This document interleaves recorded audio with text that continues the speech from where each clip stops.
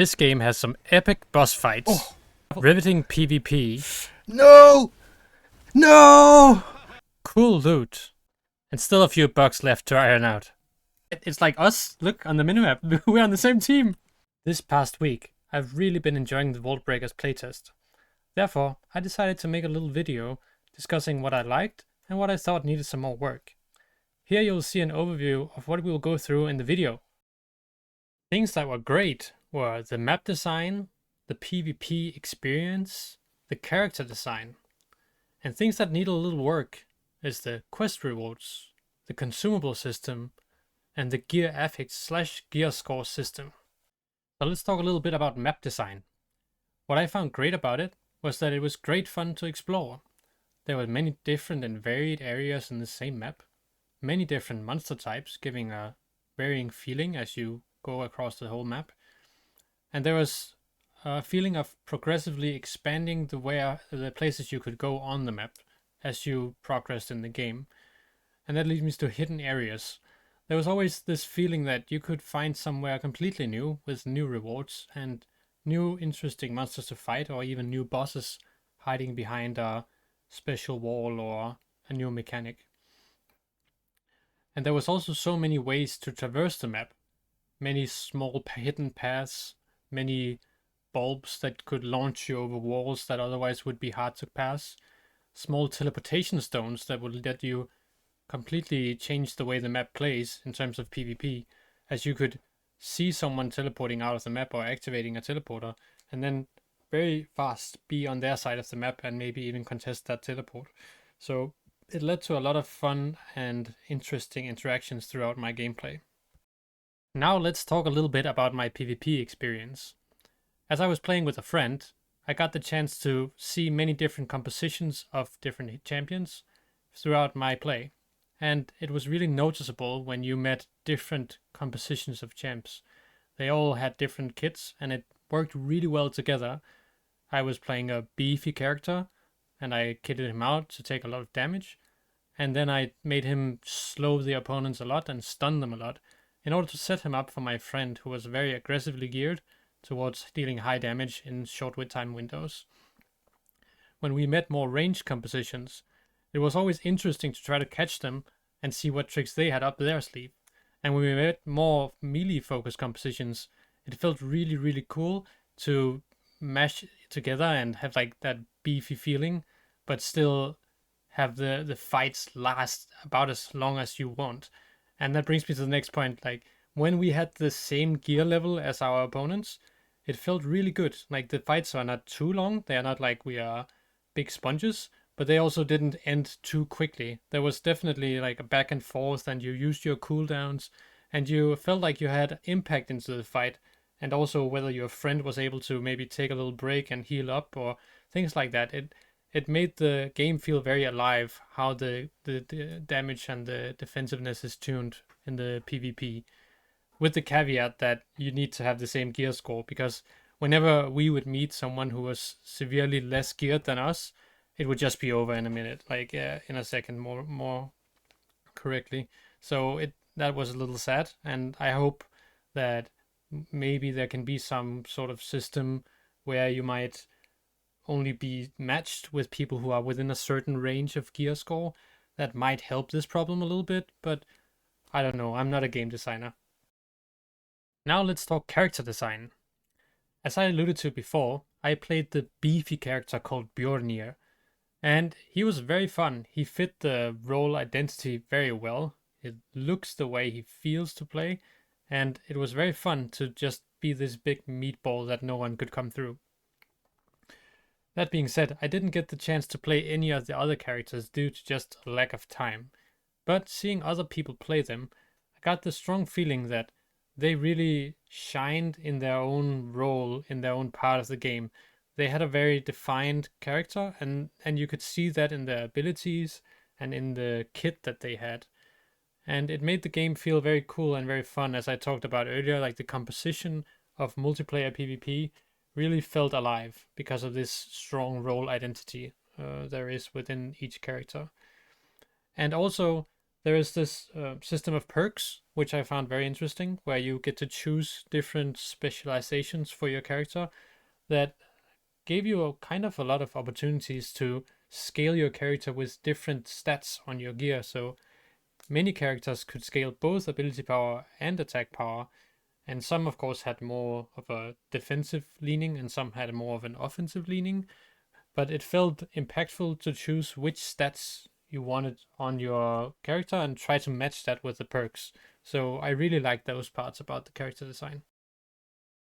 Now for some of the things I thought needed a little work. As for early progression, I must admit I felt a little bit lost when I was thrown into Wolf's Wood, the first map you get introduced to, because it was kind of huge, and there was quests and there was quest logs telling me where to go, but it was just so huge for the first experience that it was kind of like, yeah, I felt lost. That's the best way I can describe it. And fortunately, I had friends who had played before in the previous playtest, so they could guide me along. But I fear that many new players who are not playing with a friend might get discouraged by that huge map and that, uh, frankly, quite dangerous map that it is from the beginning. And as I said, I in the beginning relied a lot on others to progress the story. It was a little hard some of the quests to see exactly where you should go or where you could find the things that you're looking for. So maybe some more map markers or things like that would be very helpful, I think, for new players to get into this game. Let's get a little bit into quest rewards. So throughout my progression, I felt like most of the time it was pretty good rewards, but like it would be nice if you had some more choice sometimes. Like just only having one thing that you might not really need at the time made the quest feel like kind of a chore sometimes. And it's more fun when you can choose something you really want, and then that also lends the variety for different people to choose different things at different times. And also, as we progress towards the later stages of the quests, for example, killing the final boss of Wolfswood, it was really cool that you get 3 legendaries, but the problem was just that those 3 legendaries were not necessarily very useful for the character that you had. So it felt kind of sad when we actually did get them. And that would just be so much more awesome if you had more choice in which legendaries you got, or at least had the chance to maybe re-roll them after you got them from the quests, because it was a little bit meh, I must admit. And it would also be nice during the quest chains that you would get more than just like 50 gold here and a healing potion there. Like it felt a little bit placeholder sometimes, and maybe it is. Maybe you didn't fill it out yet. I understand that. But yeah, that was definitely a feeling I had sometimes. Like, why did I do this quest? And that would be a shame. Like the quests were generally fun to do, just the rewards didn't really match. So yeah, I hope you can do something about that. Gearing is of course a huge part of any RPG, and it generally felt very good to loot higher tier rarity pieces and grow your character's strength. However, I did notice a few kinks in the system that made it a little bit unintuitive when interacting with other players and with the endgame content. There is a gear score system in the game that lets you assess the difficulty of the monsters and of the other players that you meet by having a rough overview of the quality of their gear or of their stats if we're talking about a monster. However, there is 2 different types of gear in this game. There is what's called Slayer gear, which is gear that has stats that are only catered towards boss killing. And then there is normal gear, which is gear that has a mixture of stats related to PvE, so it might be damage to minions or armor against minion attacks, or damage to bosses or armor against boss attacks. And then some generic stats, might be attack damage or it might be crit. And because you can't see which type of gear people are wearing in, for example, a PvE encounter, it's really hard to gauge if they have PvE gear or PvP gear on. And then it kind of defeats the whole purpose. And also, when you are fighting some of the final bosses, they tend to have quite huge health pools and also do quite a lot of damage. And in that case, if you try to take down that boss with an equal gear score that is not specifically boss killer gear, you won't be able to see that you should actually book the fuck out of that fight, because you are not nearly strong enough without having specifically the Slayer gear to take on those bosses. And that brings me to the final point, consumables. In my experience, for example with healing potions, I often just ran out of them. I couldn't have enough even if I wanted to, and to gather all the resources to craft them would take so long time because they were just so expensive. And it didn't really get that much better, I thought, as I progressed into the different stations in the town.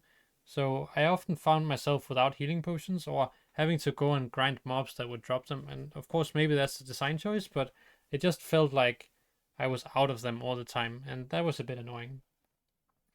And another thing that was a bit sad about consumables was that there was actually a lot of interesting ones like invisibility potions or haste potions or shield potions, but I felt like I never really got to use them because I only had 2 consumable hotkeys.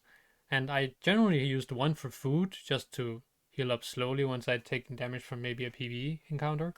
And then I generally had bandages or healing potions on the other one to pre-pot for the fight or to heal up quickly while my teammate was holding the fight. And that left the chance to actually use some of the other utility potions completely out of the picture. And what would be very cool is if I had like a second or like a third slot for consumables that might be just locked to utility. So you might have one for food because you might always want to have food slot, and then one for bandage maybe because bandage are very good in PvP or in boss fight, and then one for just utility flasks because I really want to use them, but I felt like I couldn't. And they also took some time to use, and you often didn't have the time to use them, so it was a little sad. I would like to see something happen there. And then just an idea I want to throw in there is like team buffs, like something like drums or like a scroll or whatever, to give something, because it is a multiplayer game, so maybe there are avenues there to explore for some cool new consumables. The developers of this game seem very receptive to feedback, and so I will be sending this video directly to them so that they can take a look at the feedback and maybe take some of it into account. If you are by chance watching this video, please leave in the comments which parts you agree with and what other things I might have missed, so that the devs can also check those things out. If you thought this video was helpful or informative, please consider liking and subscribing. It helps me out so much on my journey to cover more games and become a full-time YouTuber and streamer. Thanks a lot. Bye.